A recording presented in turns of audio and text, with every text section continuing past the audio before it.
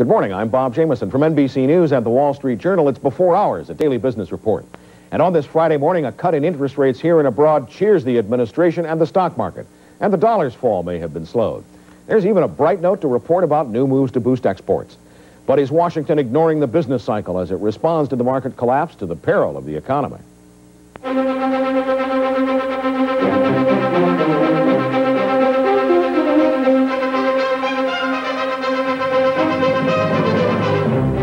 The Reagan administration this morning has some breathing room to pursue its policy of seeking lower interest rates to fight a recession, even at the risk of a still weaker dollar.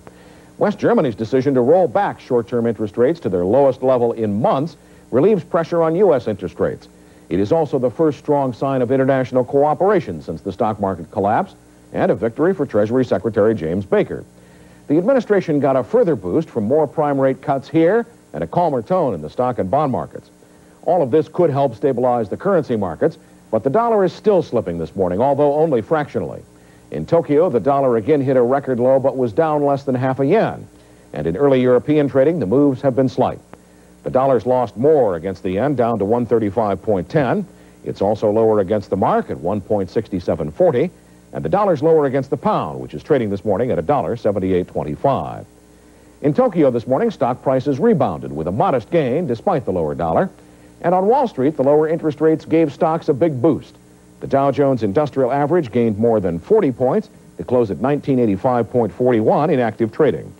The broader market also advanced. Standard & Poor's 500 stock index was up 5.5 points to 254.48.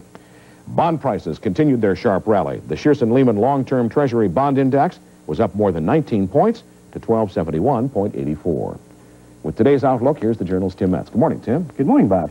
Tim, this move in West Germany to roll back interest rates, what does that mean to Wall Street? What it means is that there's some more room for Uncle Sam to try to solve this market impasse we have with a kind of a genuine American solution, pour money on it. The Federal Reserve is going to be allowed to then pump even more money into the system, let our interest rates collapse even more quickly than they might have been allowed to before, because now the effect of other people lowering their rates means that we're not risking so much to have the dollar in a big free fall. And of course, lower interest rates are probably going to help in the short term solve some of our market problems. But what about interest rates in the long term? Well, in the long term, what will happen? Well, first, the short term, I better give you a little detail. In the short term, we can expect that the bond prices are going to run as long as rates are coming down. We can also expect that anybody who's a multinational in this country competing abroad in the export business, or anybody who has to compete against imports here, which is most of our manufacturers, is going to get the benefit from the falling dollar part of, or the falling dollar impact of interest rates. But as you point out, long term, that's a little different story. Once the interest rates have bottomed, then bonds are going to have to start weakening in price as people begin to worry about inflation. And manufacturers, because we are going to get some more inflation, I have to start worrying about labor costs and things like that again. They haven't had to do that for 5 years, Bob. All right, thanks very much, Tim. We'll see what happens today.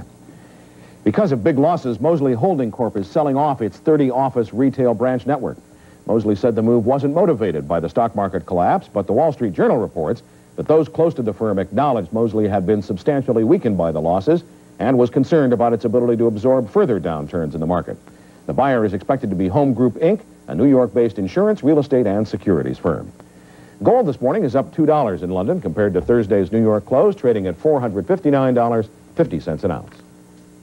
Next, schools of thought. Is Washington about to make a critical mistake in reacting to the stock market collapse? One leading economic writer thinks officials are ignoring a key element in the country's economic future, and we'll hear from him next.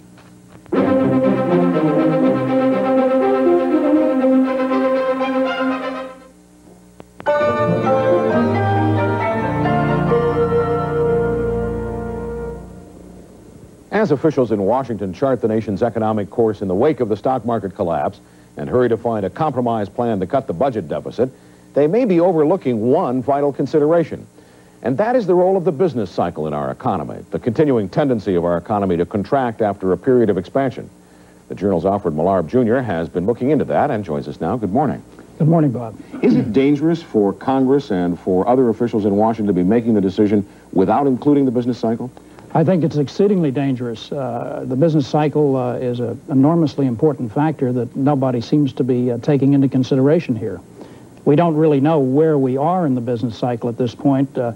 Before the crash, it seemed pretty clear the economy was expanding, but now that's very much an open question. Why? Why is it dangerous not to consider it? What could happen? Because the business cycle can enormously influence what happens, for example, to the federal budget deficit. In the last recession, 81-82, at the beginning of that recession, we had a budget deficit of $50 billion, give or take $1 billion. At the end of that recession, the deficit was $200 billion. The deficit almost invariably expands mightily over the course of a recession. This might be exactly the wrong time then to be cutting the deficit? It could well be, because if you start cutting the deficit at this point, you might simply toss the economy into a recession. And then you're going to end up, ironically, with a bigger rather than a smaller deficit. Well, we're coming off of 5 years of expansion. Is a recession inevitable? Isn't there something that can be done to forestall it? It hasn't been done in American history. Now, maybe the people we have in Washington now are so bright they'll be able to do that, but I somehow don't think so. One problem that has gone away in past recessions is the trade deficit. That tends to narrow during recessions, and the reason is that when you're in a recession, you have more capacity to sell abroad and less domestic demand, and at the same time, less demand for imports. And we may not even know we're in a recession until well into it. Absolutely. In the 73-75 recession, it wasn't until mid-74 that the people in Washington suddenly realized, gosh, we're in a recession. This is because the statistics are always well after the fact. I think this time around, though, the market crash is so dramatic that we may have a reading sooner than that. But right now, we don't know where we are. Well, on those cheery notes, we'll stop there. Alfred Millarb, Jr. of the Wall Street Journal, thanks for joining us. Thank you. And straight ahead, World Watch. A look at how some U.S. firms are trying to gain a new slice of the overseas market on the cutting edge of a weaker dollar. Before Hours is sponsored by Sealy Mattress. More people sleep on a Sealy Posturepedic. And by Best Western. For reservations worldwide, call 1-800-528-1234.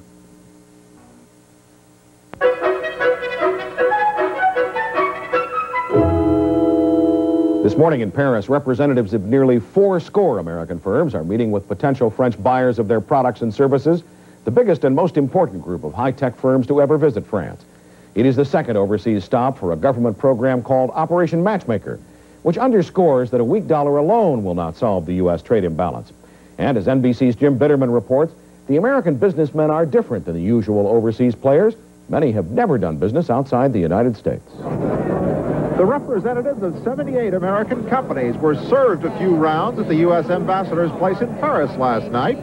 Not big multinational companies which wield power and influence, but medium and small-sized ones that might go unnoticed even in the United States.